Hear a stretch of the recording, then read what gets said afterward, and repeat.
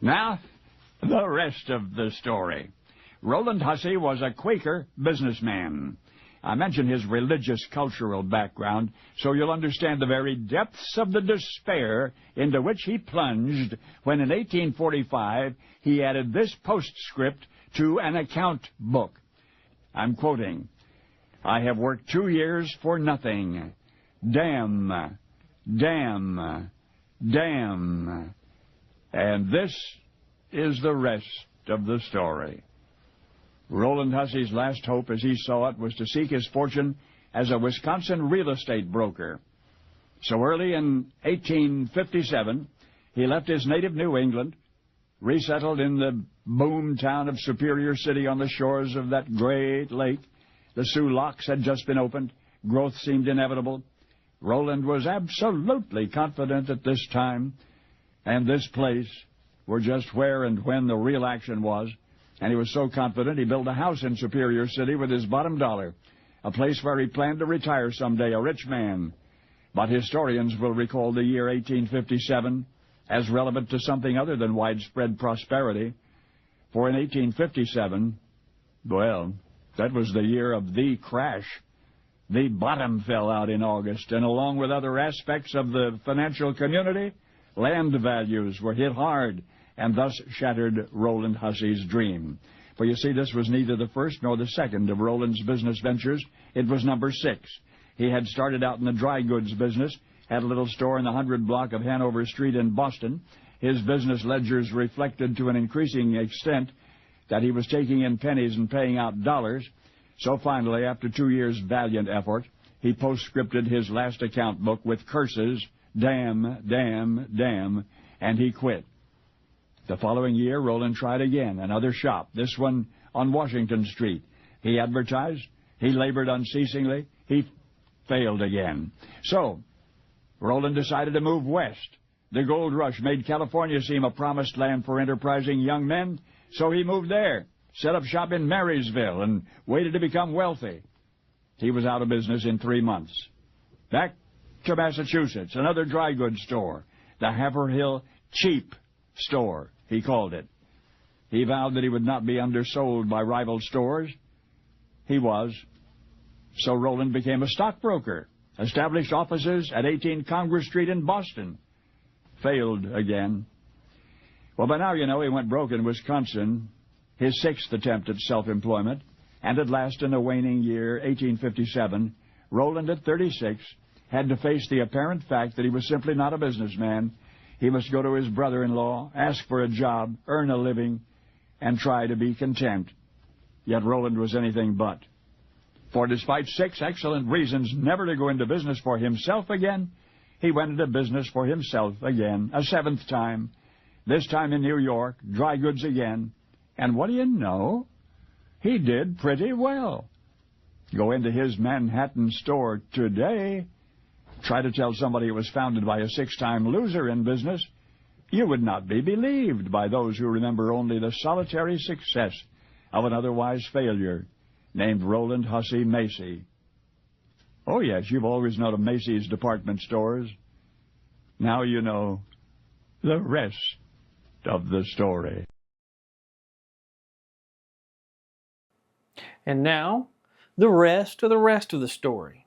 You know, no one likes to fail, but we learn more from our failures than our successes. In response to a question about his prior failures in inventing the light bulb, Thomas Edison responded, "I have not failed 10,000 times. I have successfully found 10,000 ways that will not work." Rowland Macy, on the other hand, found 6 ways that wouldn't work. Each failure left a wound, but Rowland dusted himself off and tried again. The important thing is that he kept learning. He kept trying. Rowland Macy opened his 7th store, R.H. Macy Dry Goods, on October 28, 1858. His total sales from that first day came to $11.08. Adjusted for inflation, that would be about $400 in today's money. Not bad. For comparison, you've heard of Bloomingdale's, right? Well, when the Bloomingdale brothers opened their first store in New York in 1872, Sales from their first day totaled just $3.68. To increase sales, Rowland took out a whole column in the New York Times. He left nothing to chance. He gave detailed directions on how to find his store. He advertised that his store offered the largest, cheapest, and best stock of lace goods, embroideries, white goods, fine flannels, hosiery and gloves, ribbons, French flowers and hair ornaments, and Yankee notions. Now, Yankee notions was a phrase which referred to, American sewing products. He said there was nothing equal to it on Broadway, nothing to begin to equal it on any avenue in New York City. That's a bold claim. Whereas Rowland had failed on his previous 6 business ventures, this was his lucky number 7. His store was a hit. His first year's sales were approximately $85,000, which would be just over $3.2 million in today's money. His advertising budget for that year alone was $2,800, which would be over $100,000 today. Macy's continued to grow beyond anyone's expectation, and he expanded the store into neighboring buildings. Business was great. In 1877, Rowland took a trip to Paris, France. He was suffering from nephritis, then called Bright's disease. Nephritis is inflammation of the kidneys normally caused by an autoimmune disorder. On March 29, 1877, 54-year-old Rowland Hussey Macy died in Paris. Ownership of the store passed to Rowland's wife and then to the Macy family.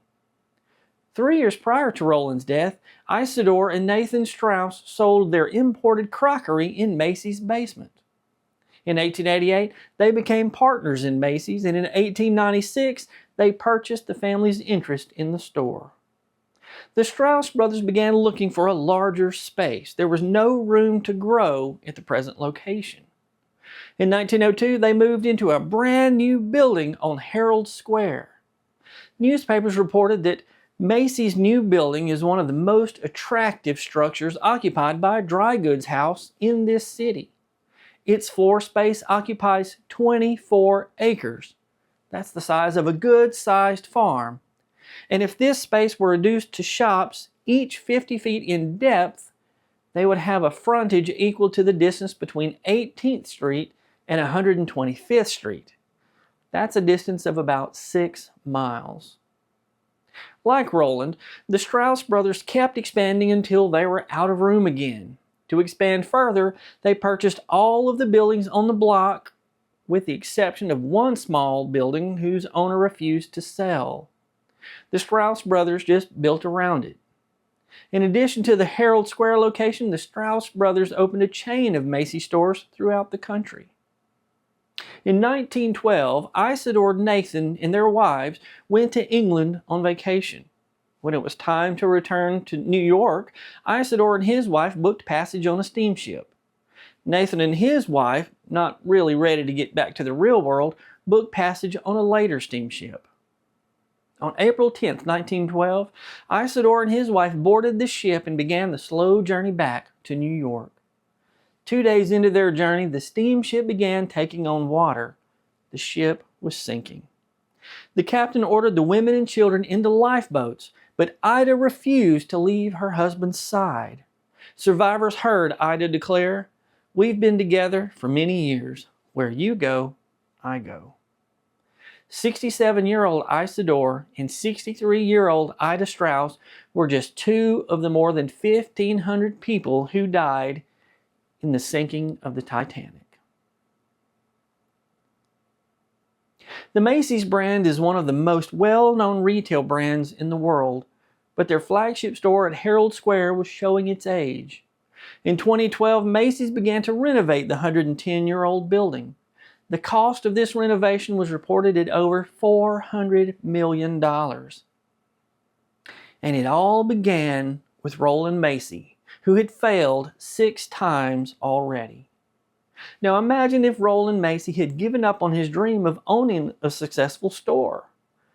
Macy's current 94,000 employees would be working not in any one of Macy's 508 stores, but somewhere else.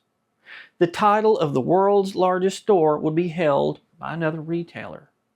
That's right, Macy's Herald Square, the flagship store in Herald Square, Manhattan, New York, is advertised as being the world's largest store. The store covers almost an entire city block and has about 1.1 million square feet of retail space. Now, in comparison, the average Walmart Supercenter has about 182,000 square feet of retail space. You could fit more than 6 Walmart Supercenters inside Macy's Herald Square store. The value of just this one store is estimated at $3 billion. That's billion with a B. If Rowland Macy had given up, we would not be able to enjoy a tradition that began 100 years ago this very year, the Macy's Thanksgiving Day Parade. 2024 marks the 100th anniversary of the Macy's Thanksgiving Day Parade.